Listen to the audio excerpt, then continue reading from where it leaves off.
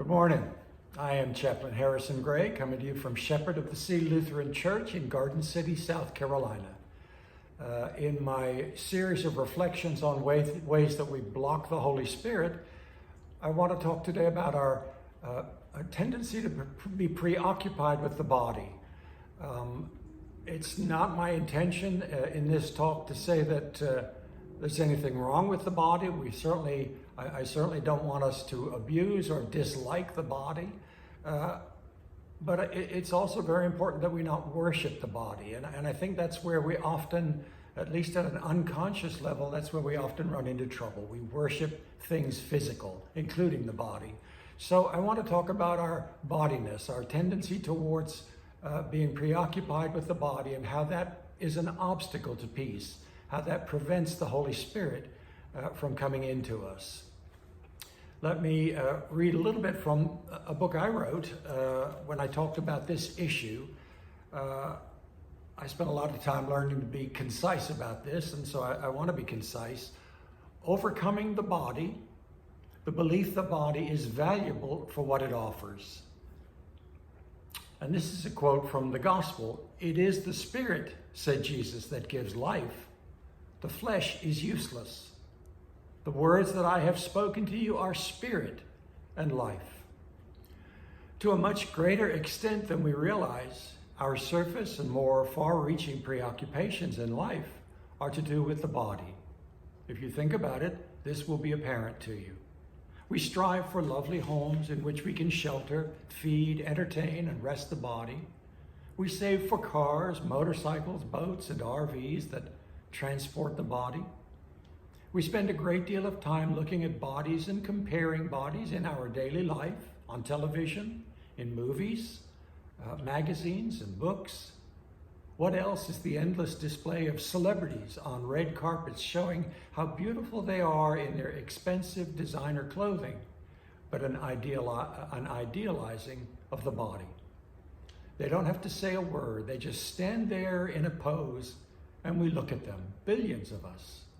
We can even become so infatuated with the body that it becomes a perversion for some, which is what pornography is all about.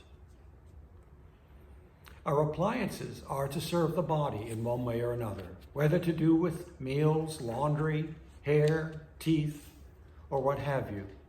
Many of the world's businesses are all about the body, not least the vast medical industry with its adjacent pharmaceutical industry and the interwoven health and life insurance companies. We build machines of war to protect the body. The increasingly vast world economy with its flowing trade is primarily about the body. The body, the body, the body, in 1,000,001 ways, the body. Stan Jesus thought of the body above. The flesh is useless, and so on.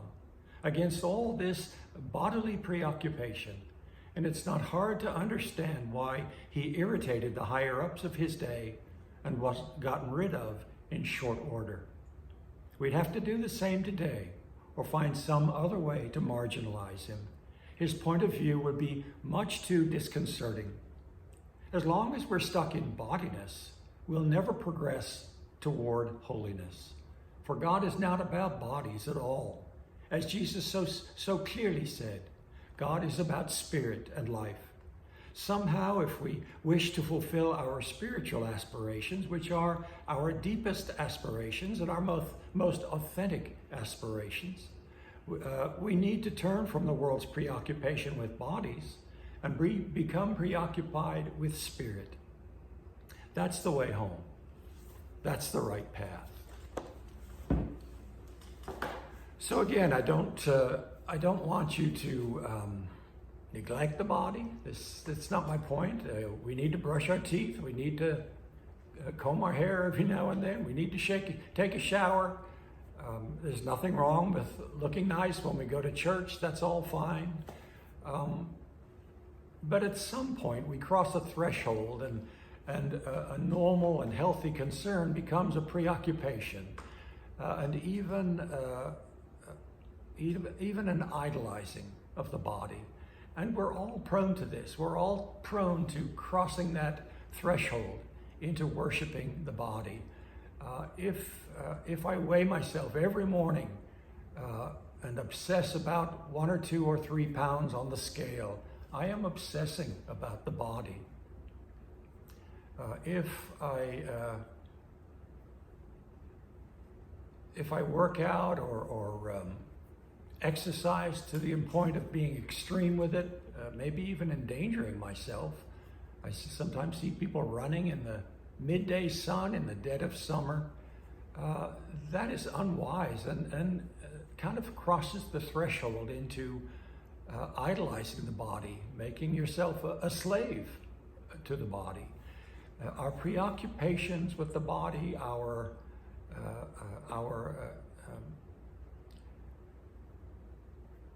infatuation with the body, our constant attempt to put the body up on a pedestal, socially as well as individually.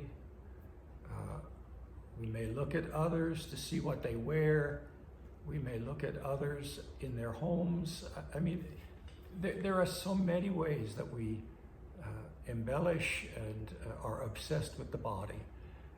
And the point of this is that all of that is a distraction and a moving away from the spirit. Body and spirit move in different directions. As you are preoccupied and thinking about the body, increasingly you are less and less concerned with the Holy Spirit, less and less available to the Holy Spirit. The Holy Spirit is about spirit, and it's about the spirit within you. And it's about coming into that sacred space within you, that spiritual space within you, to be one with you and join with you. And as you become preoccupied with your body, you're really denying the Spirit that opportunity to come into you. You're filling that space within you with foolish things pertaining to the body, instead of allowing the Holy Spirit to come in and give you a wonderful and uplifting preoccupation with the Spirit, with life, with God. Many like to contrast a couple of stories. I was a young chaplain. It was my first assignment, and coincidentally was to a hospice. This was in Austin, Texas. And I went to, my first patient I visited was a man in the hospice house there. And he was very pitiful. It was kind of a shocking experience for a student seeing somebody sick for the first time. This man had lost his legs, lost his arms. He was kind of a trunk lying there on the bed. And he would just, all he would say was, wah, wah, wah, wah, wah.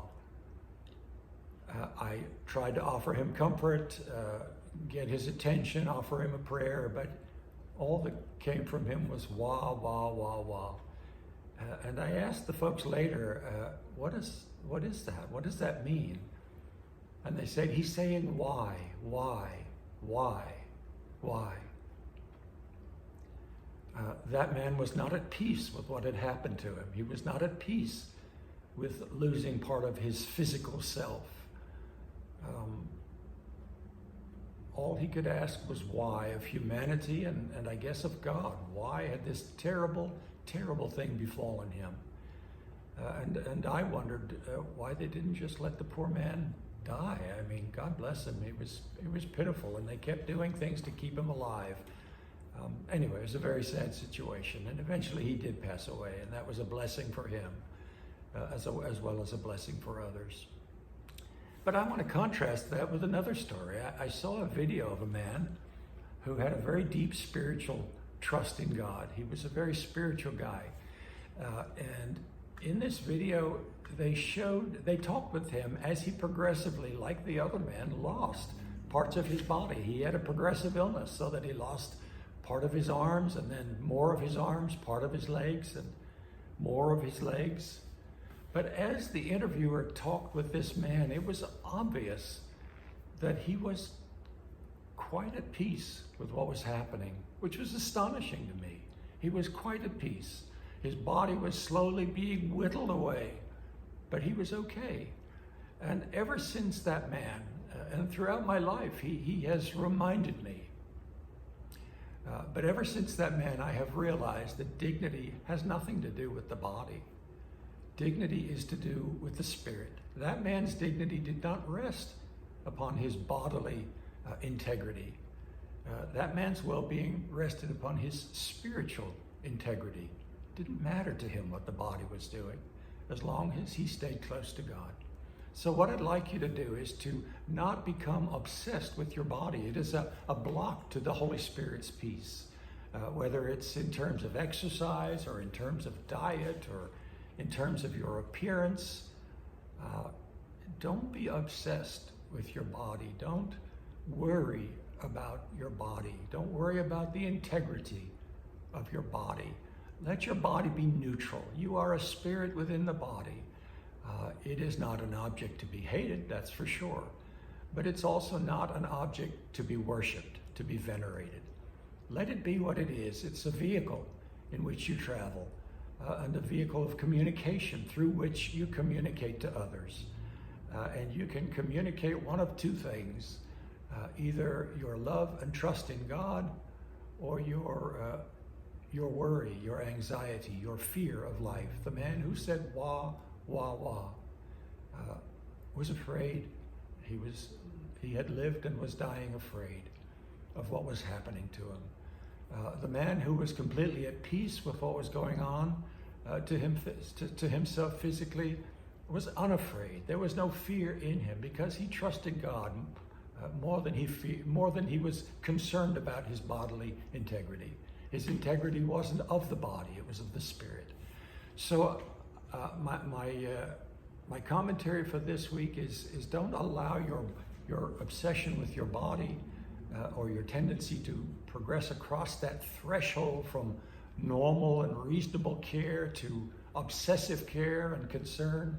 Don't allow yourself to go there, because that will be an obstacle to your peace of mind.